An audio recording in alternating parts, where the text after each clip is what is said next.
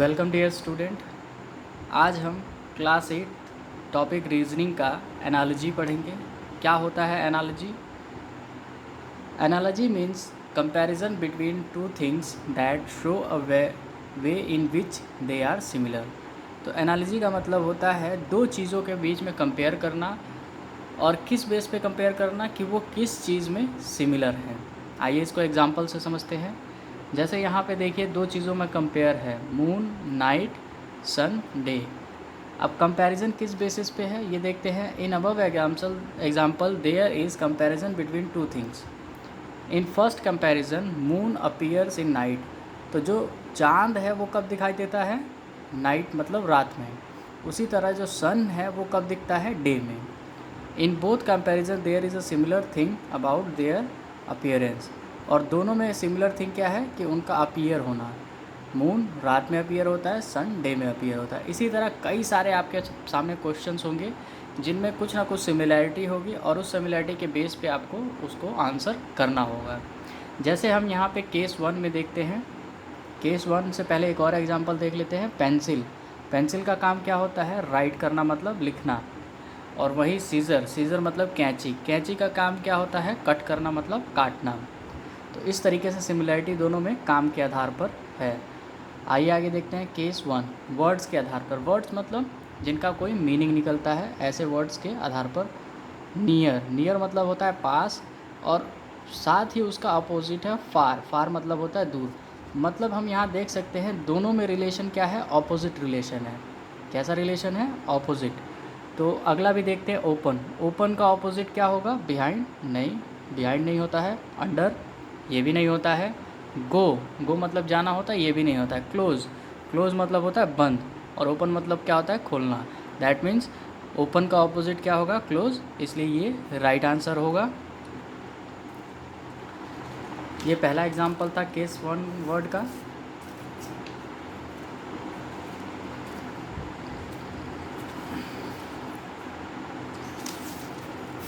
उसी तरह यहाँ पे दूसरा एग्जाम्पल है। कुछ वर्ड्स में होता है, कुछ पैराग्राफ्स में। Court is related to justice. तो कोर्ट किससे रिलेटेड होता है? जस्टिस से। उसी मैनर में in the same way school is related to. तो अगर हम कोर्ट में जाते हैं तो क्या मिलता है? जस्टिस। और हम स्कूल में जाएंगे तो क्या मिलेगा? टीचर। टीचर तो वहाँ अवेलेबल होते हैं, स्टूडेंट वो भी अवेलेबल होते हैं, प्रिंसिपल वो भी अवेलेबल होते हैं। मिलता क्या है हमें वहाँ जाके? तो मिलता क्या है हमें? एजुकेशन। तो राइट आंसर क्या होगा? एजुकेशन। इसी तरह केस 2 में हम देखते हैं लेटर्स। तो एनालॉजी में बहुत सारे आपके पास प्रॉब्लम आते हैं लेटर से रिलेटेड।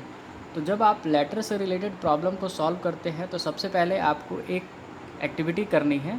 बहुत ही सिंपल एक्टिविटी है। आपको जितने भी अंग्रेज़ी अल्फ़ाबेट या इंग्लिश अल्फ़ाबेट के जितने भी लेटर हैं उनको एक नंबर से याद कर लेना है, जिसमें ए को नंबर 1 देना है और जेड को 26। इस तरीके से आप सारे अल्फ़ाबेट के नंबर आपको याद रहेंगे तो एनालॉजी ज़्यादा आसानी से आप कर पाएंगे।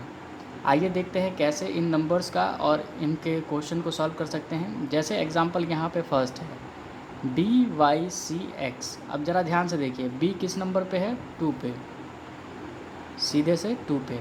अब Y देखिए पीछे से सेकंड पे, ये भी पीछे से सेकंड पे है। C कहाँ पे है? तीसरे नंबर पे। और X कहाँ पे है? पीछे से तीसरे नंबर पे। तो इसका मतलब क्या है? एक आगे से 2 और दूसरा पीछे से 2। तो इस तरीके से हम देख सकते हैं +2 -2 +3 -3, ये हमारे पास रिलेशन बन रहा है यहाँ पे। उसी तरह यहाँ देखते हैं +4 -4 +5 -5। अब यहाँ पे देखिए क्या है? ये F किस नंबर से है? 6 नंबर से। तो +6, U कहाँ पे है? -6, और G कहाँ पे है? ध्यान से देखना है। G है +7 पे, और T कहाँ है? -7 पे। 1 2 3 4 5 6 7।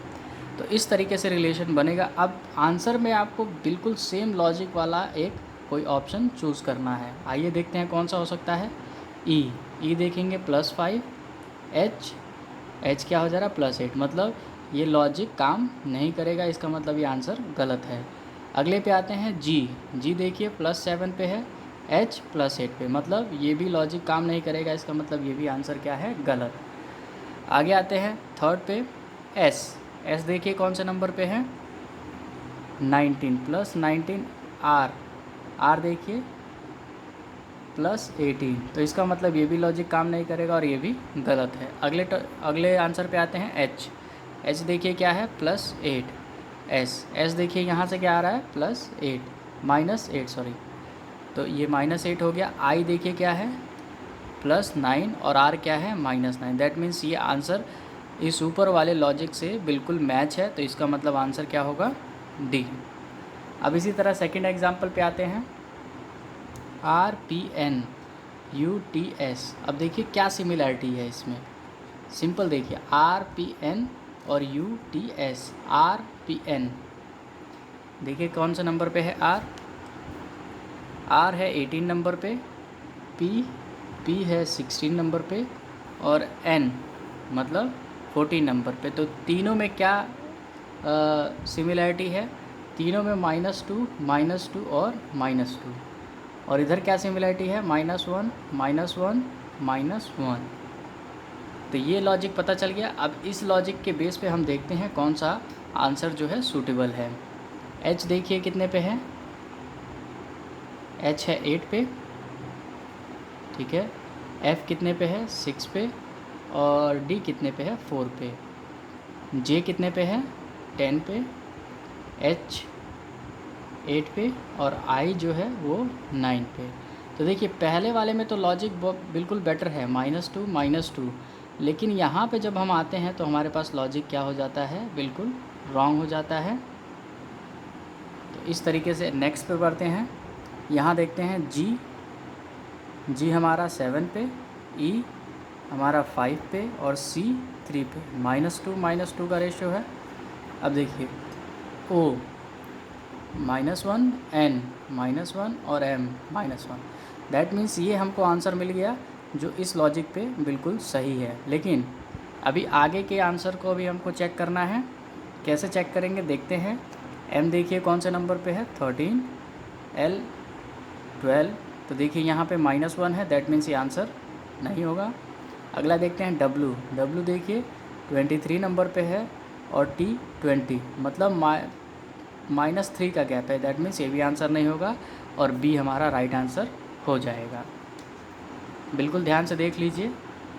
अब आते हैं केस 3 पर। केस 3 में हमको क्या करना है, नंबर्स के बेस पे प्रॉब्लम होगी, उस नंबर बेस के प्रॉब्लम को हमको सॉल्व करना है। जैसे एग्जाम्पल के तौर पे 1 में देखिए 135 404 1410 4229 1232 और क्वेश्चन मार्क। अब देखिए 135 404 से किसी एक मैनर में कनेक्टेड है, उसी तरह उसी मैनर में 1410 4229 से कनेक्टेड है, और लास्ट का भी इसी मैनर में कनेक्टेड होगा, जो यहाँ पे हम उसको क्वेश्चन मार्क के रूप में दिखा रहे हैं। अब वो लॉजिक हमको ढूंढना है। चलिए लॉजिक ढूंढते हैं। तो सबसे पहले देखते हैं 135 और 404 में क्या डिफरेंसेस है। तो अगर हम इसको देखें नॉर्मली, तो देखते हम क्या है, अगर 3 से मल्टीप्लाई करें, चलिए 3 से मल्टीप्लाई करते हैं। 3 5 ज़ा 15 1, 3 3 ज़ा 9 0 1, 3 1 ज़ा 3 4, तो कितना आ गया 405। और यहाँ क्योंकि 4041 है तो -1 कर दिया, इसलिए 4404 हमें मिल गया। अब आइए ये देखते हैं ये लॉजिक यहाँ आगे काम करता है या नहीं। 1410 मतलब किससे मल्टीप्लाई करना था, 3 से, तो 3 से मल्टीप्लाई करते हैं। 0 3 2 1 3 1 4, तो कितना आ गया 4230, और कितना माइनस करना था 1, तो 4229। अब देखिए यहाँ भी ये लॉजिक काम करता है, दैट मीन्स थर्ड में भी यही लॉजिक काम करेगा। तो आंसर इसको यहीं से डिराइव कर लेते हैं। 3 2 ज़ा 6, 3 3 ज़ा 9, 3 2 ज़ा 6, और 3 1 ज़ा 3, तो हमारे पास क्या है 3696। अब माइनस कर देते हैं 1, तो कितना हो जाएगा 3695। अब देखिए ये आंसर कहाँ है, 3695 डी, दैट मीन्स डी जो है हमारा क्या होगा, राइट आंसर होगा। अब इसी तरह एग्जाम्पल नंबर 2 देखते हैं। एग्जाम्पल नंबर 2 देखिए 4200 4700। अब यहाँ पे देखिए, सबसे पहले तो ये राउंड फिगर है दोनों तरफ। चलिए, राउंड फिगर है, क्या इससे क्वेश्चन का कोई रिलेशन है? अभी कोई लॉजिक नहीं बन रहा। अब दोनों में ज़रा डिफरेंस देख लेते हैं। दोनों में डिफरेंस कितने का है? 500 का। कितने का डिफरेंस है? 500 का। अब आंसर में हम वो नंबर निकालते हैं जिसमें डिफरेंस कितना हो? 500 का। तो क्या इसमें 500 का डिफरेंस है? नो। क्या इसमें 500 का डिफरेंस है? नो। क्या इसमें 500 का डिफरेंस है? यस। दैट मीन्स आंसर क्या होगा हमारा? सी। अब आप कहेंगे कि इसमें भी तो 500 का डिफरेंस है, लेकिन यहाँ देखिए ध्यान से, ये जो डिफरेंस है वो फॉरवर्ड मैनर में है, मतलब आगे की तरफ बढ़ रहा है। जबकि यहाँ जो डिफरेंस है, बड़ा नंबर पहले है और छोटा नंबर बाद में, जबकि छोटा नंबर पहले और बड़ा नंबर बाद में होना चाहिए। इसलिए आंसर क्या होगा? सी। आइए अगली केस स्टडी देखते हैं, केस 4, जिसमें कोड्स का मतलब है नंबर और अल्फ़ाबेट्स का कुछ ऐसा कोड दिया होगा जिसके बेसिस पे हमें प्रॉब्लम को सॉल्व करना होगा। जैसे एग्जांपल के तौर पे 2BA का रिलेशन 8AB के साथ कुछ ऐसे है। कैसे है देखते हैं। देखिए, 2 को 8 करने के लिए हमें क्या करना है? या तो 4 से मल्टीप्लाई करना पड़ेगा। चलिए कर लेते हैं। तो 4 से मल्टीप्लाई करेंगे तो 8 हो जाएगा, और A को पहले और B को बाद में, मतलब सीरियल वाइज लगा देते हैं। ठीक है। अब देखिए 4HG। अब 4 को अगर 64 करना है तो हमें किससे मल्टीप्लाई करना होगा? 8 से, सॉरी 16 से। दैट मीन्स यहाँ कुछ लॉजिक है। अब यहाँ अगर बात करें 2 का क्यूब क्या होता है? 8। दैट मीन्स, और 4 का क्यूब क्या होता है? 64। तो इसका मतलब नंबर का क्यूब और अल्फ़ाबेट्स को राइट पोजीशन में लगाना इसमें लॉजिक है। उसी तरह 6 का क्यूब क्या होगा? 216, और अल्फ़ाबेट को ऑर्डर में लगा दो OP, तो 216 OP। देखिए कहाँ पे है? Answer number B। इस तरीके से आपको लॉजिक लगाना है और आंसर क्वेश्चन को सॉल्व करना है। अगला देखते हैं, AB/3 रिलेशन है EF/3 के साथ। अब ध्यान से देखना है आपको। देखिए इसमें दो चीज़ें हैं, एक तो न्यूमरेटर है और दूसरा डिनोमिनेटर है। तो यहाँ देखिए, जो न्यूमरेटर है वो AB है और जो डिनोमिनेटर है वो 3, वो कांस्टेंट है, वो चेंज नहीं हो रहा। उसी तरह LM क्या है? यहाँ पे एक अल्फ़ाबेट है, और यहाँ पे देखिए AB जो है स्टार्टिंग फर्स्ट एंड सेकंड है, और EF मतलब फिफ्थ और सिक्स्थ टर्म। उसी तरह LM जो है उसमें हम 5 टर्म अगर जोड़ते हैं और नीचे क्या हो 4 जो होगा वो ईजिली होगा, मतलब वो कांस्टेंट रहेगा। तो 4 देखिए किस में कांस्टेंट है? 2 नंबर्स में। दैट मीन्स ये और A और B जो ऑप्शन है वो राइट नहीं होंगे। तो इसके बाद अब देखते हैं LM। काउंटिंग कीजिए, LM के बाद NOPQR। अब यहाँ पे देखिए जैसे इसमें दिया था ABCDEF, तो यहाँ बीच में 2 अल्फ़ाबेट छोड़ दिए थे। उसी तरह LM के बाद 2 अल्फ़ाबेट छोड़ेंगे तो क्या बचता है हमारे पास? PQ। तो क्या PQ कहाँ पे है? ध्यान से देखना है। PQ हमारे पास यहाँ है, और नीचे क्या है? 4। तो ये हो जाएगा D आंसर, PQ/4। तो इस तरीके से हम क्वेश्चन को सॉल्व कर सकते हैं। बहुत ही इंटरेस्टिंग सब्जेक्ट है, आप पढ़ते रहिए और समझते रहिए, और जो समझ ना आए, डाउट जो भी हो, उसको व्हाट्सएप ग्रुप में पूछ सकते हैं। Thank you.